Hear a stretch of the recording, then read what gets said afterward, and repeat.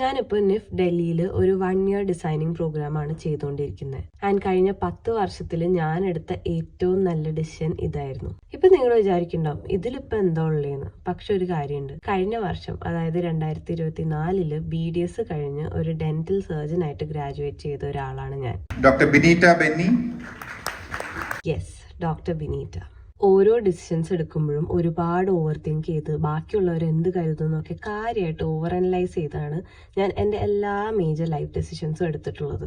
ഈ ഡിസിഷൻ എടുത്തപ്പോൾ ഞാൻ ആലോചിക്കാതെയാണ് എടുത്തതെന്നല്ല കേട്ടോ, ആലോചിച്ചു, നന്നായിട്ട് ആലോചിച്ചു. പക്ഷെ ഈ പ്രാവശ്യം ഞാൻ എന്നോട് തന്നെ ചോദിക്കുന്ന ചോദ്യങ്ങളൊന്നും മാറ്റിപ്പിടിച്ചു.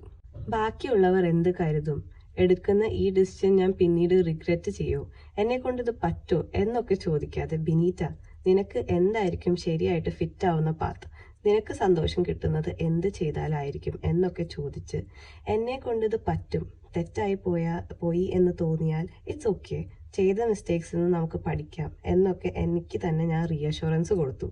ഇപ്പതാ 10 മാസങ്ങളായി.